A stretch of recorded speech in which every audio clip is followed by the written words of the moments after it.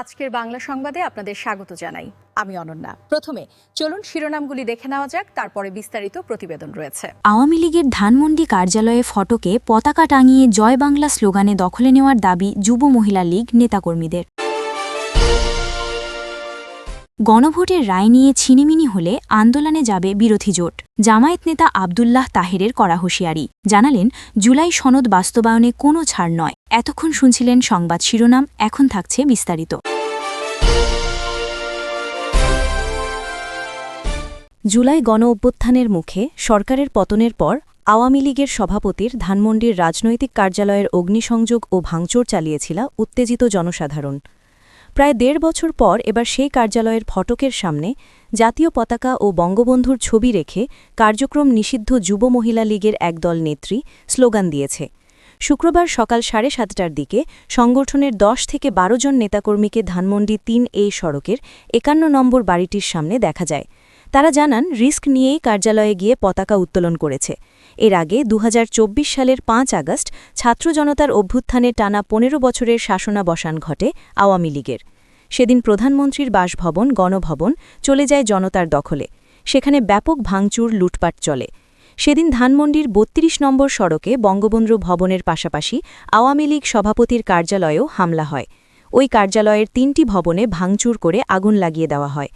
গত বছরের মে মাসে আওয়ামী লীগ ও সহযোগী সব সংগঠনের কর্মকাণ্ডে নিষেধাজ্ঞা দেয় অন্তর্বর্তী সরকার। সেই হিসেবে যুব মহিলা লীগের কার্যক্রমও নিষিদ্ধ। ত্রয়োদশ জাতীয় সংসদ নির্বাচনে বিএনপির নিরঙ্কুশ সংখ্যাগরিষ্ঠতা পেয়ে বিজয়লাভের পর এখন আওয়ামী লীগের রাজনৈতিক অবস্থান নিয়ে পুনরায় আলোচনা করতে দেখা যাচ্ছে বেশ কিছু রাজনীতিবিদকে। রাজনৈতিক বিশ্লেষক, কলামিস্ট ও সাবেক সংসদ সদস্য গোলাম মাওলা রনির মতে, রাজনৈতিক কর্মকাণ্ডে সঙ্গত কারণে আওয়ামী লীগের নেতাকর্মীরা অংশগ্রহণ করতে পারবেন এবং রাজনীতির যে রেস, সেখানে আওয়ামী লীগ অপরিহার্য হয়ে পড়বে, বিএনপির জন্য অপরিহার্য হয়ে পড়বে এবং জামায়াতের জন্যও অপরিহার্য হয়ে পড়বে। সামাজিক যোগাযোগ মাধ্যমে প্রকাশিত এক ভিডিওতে তাকে এসব কথা বলতে শোনা যায়। তিনি বলেন, বিএনপি ভার্সেস জামায়াত, যারা এই রাজনীতির রেসে সফল হবেন তারা এক পক্ষে থাকবেন, আর যারা ব্যর্থ হবেন তারা দর ভারী করার জন্য আওয়ামী লীগকে টেনে নেবেন। এছাড়া বিরোধী দল হিসেবে যদি জামায়াত খুশি হয় বা তারা যদি খুব সফল হয়ে যায়, তাহলে জামায়াত পরবর্তী সময়ে নির্বাচনে ক্ষমতায় আসবে, আর বিএনপি তখন প্রমাদ গুনবে জামায়াতকে মাঠে মোকাবেলার জন্য। আওয়ামী লীগের সহযোগিতা দরকার তখন। বিএনপি আওয়ামী লীগের জন্য একটা উইন্ডো খুলে দেবে। অন্যদিকে জামায়াত যদি দেখে সরকারের জনপ্রিয়তা তুঙ্গে, তারেক রহমান খুব ভালো করছেন, তারা কোনো অবস্থাতেই পেরে উঠছেন না, তখন মাঠের রাজনীতি করার জন্য, সংখ্যাধিক্য দেখানোর জন্য আওয়ামী লীগের জন্য একটা উইন্ডো খুলে দেবে। তিনি আরও বলেন, ইন্টারন্যাশনালি যদি দেখেন আপনি স্পষ্ট দেখবেন ইউনূস সরকারের পতন, অতি দ্রুত নির্বাচন, তারেক রহমান সরকারের অভিযাত্রা, এর সঙ্গে মার্কিন যুক্তরাষ্ট্রের একটা সমর্থন আছে। অন্যদিকে নিয়ন্ত্রণের কথা বললে ভারতের নিয়ন্ত্রণ বেশি, সেটা বলেন বা নরেন্দ্র মোদী বলেন অথবা অন্য যা কিছুই বলেন, সেক্ষেত্রে যে পরিস্থিতি তৈরি হচ্ছে এটি আওয়ামী লীগের জন্য ইতিবাচক ধারা তৈরি করবে। সেই ইতিবাচক ধারার আনন্দে শেখ হাসিনা স্বস্তির নিঃশ্বাস ফেলছেন বাংলাদেশের মানুষের মতো। গোলাম মাওলা রনি বলেন, আওয়ামী লীগের নেতাকর্মী যারা গত ১৭ মাসে অস্থিরতার মধ্যে ছিলেন, এই গণতান্ত্রিক পরিবেশে তারা যদি মিষ্টি বিতরণ করে থাকেন, তাহলে আমি খারাপ কিছু দেখছি না। এটি নতুন সরকারের জন্য শুভ লগ্ন, শুভ সূচনা বলে মনে করেন তিনি। গণভোটের রায় নিয়ে ছিনিমিনি খেললে বিরোধী জোট আন্দোলনে যাবে বলে হুঁশিয়ারি দিয়েছেন জামায়াতের নায়েবে আমির ডাক্তার সৈয়দ আব্দুল্লাহ মোহাম্মদ তাহের। তিনি বলেন যে জুলাই অভ্যুত্থানের কারণে এই অন্তর্বর্তী সরকার গঠিত হয়েছে, ত্রয়োদশ জাতীয় সংসদ নির্বাচন হয়েছে, সেই জুলাই সংস্কার কমিশনকে অস্বীকার করা জুলাই যোদ্ধাদের রক্তের সঙ্গে বেইমানির নামান্তর। এই ইস্যুতে জামায়াত কোনো ছাড় দেবে না। তিনি বলেন, সবার উচিত সংসদে জুলাইয়ের চেতনা বাস্তবায়ন করা।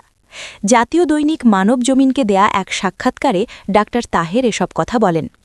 সিঙ্গাপুর সফররত ত্রয়োদশ জাতীয় সংসদের বিরোধী দলীয় উপনেতা আব্দুল্লাহ মোহাম্মদ তাহের এই সাক্ষাৎকারে সদ্য সমাপ্ত জাতীয় সংসদ নির্বাচনের সার্বিক বিষয় তুলে ধরেন। জামায়াত জনমানুষের সমর্থন পেয়েছে এবং জনগণ তার দলের প্রার্থীদের মন খুলে ভোট দিয়েছে দাবি করে আব্দুল্লাহ তাহের বলেন, ক্যালকুলেটিভ পদ্ধতিতে কমপক্ষে ৫০ আসনের ফলাফল পরিবর্তন করা হয়েছে।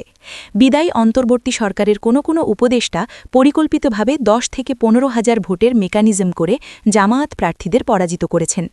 জামায়াত প্রার্থীরা দেখেছেন মানুষ তাদের স্বতঃস্ফূর্ত ভোট দিচ্ছে, কিন্তু দিন শেষে এই ভোটের ফলাফল যে পরিবর্তন করা যায় সে ব্যাপারে তারা সতর্ক ছিলেন না। ফলে জনগণের ভোট তাদের পক্ষে পড়লেও গণনার সময় তা চলে গেছে প্রতিপক্ষের অনুকূলে।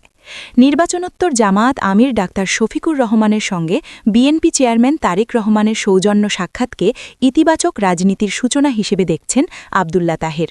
জাতীয় পরিষদের সদস্য হিসেবে বিএনপি শপথ না নেয়ায় এবং জামায়াত জোট সরকারের শপথ অনুষ্ঠানে না থাকা জনমনে কী বার্তা দেয়, এমন প্রশ্নে আব্দুল্লাহ তাহের বলেন, জামায়াতের বক্তব্য পরিষ্কার, তারা যে কোনো ভালো কাজে সরকারকে সহযোগিতা করবে। প্রধানমন্ত্রী তারেক রহমানকে টেলিফোন করে শুভেচ্ছা জানিয়েছেন মালয়েশিয়ার প্রধানমন্ত্রী দাতুক সেরি আনোয়ার ইব্রাহিম। বিশ্ববাজারে তেলের দামের অস্থিরতা ও যুদ্ধ পরিস্থিতি নিয়ন্ত্রণে মার্কিন প্রতিনিধি দল পাকিস্তানের রাজধানী ইসলামাবাদে পৌঁছালেও তেহরান স্পষ্ট জানিয়ে দিয়েছে যে তারা আমেরিকার সাথে কোনো সরাসরি বৈঠকে বসছে না। হোয়াইট হাউস নিশ্চিত করেছে যে প্রেসিডেন্ট ডোনাল্ড ট্রাম্পের বিশেষ দূত স্টিভ উইটকফ এবং প্রভাবশালী জামাতা জারেদ কুশনার শনিবার সকালে পাকিস্তানের উদ্দেশ্যে রওনা হয়েছেন।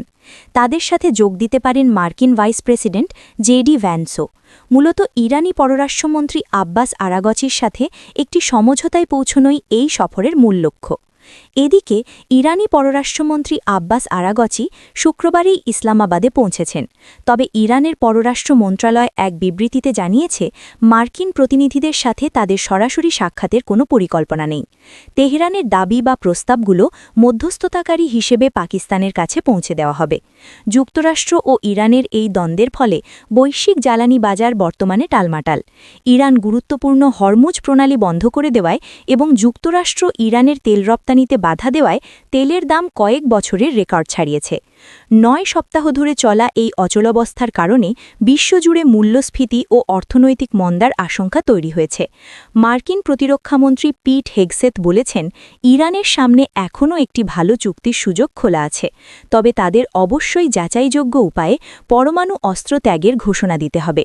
অন্যদিকে প্রেসিডেন্ট ট্রাম্প রয়টার্সকে জানিয়েছেন যে ইরান হয়তো কোনো একটি প্রস্তাব দেওয়ার প্রস্তুতি নিচ্ছে, যা যুক্তরাষ্ট্রের দাবি পূরণ করতে পারে, তবে সেই প্রস্তাবের বিষয়বস্তু এখনও স্পষ্ট নয়। উল্লেখ্য, ২ সপ্তাহ আগেও ইসলামাবাদে এই পক্ষগুলোর মধ্যে একটি বৈঠক হয়েছিল, যা কোনো ফলাফল ছাড়াই শেষ হয়। এবারের এই কূটনৈতিক দৌড়ঝাঁপ বিশ্ব অর্থনীতিতে কোনো স্বস্তি ফেরাতে পারে কিনা সেই দিকেই এখন নজর বিশ্ববাসীর।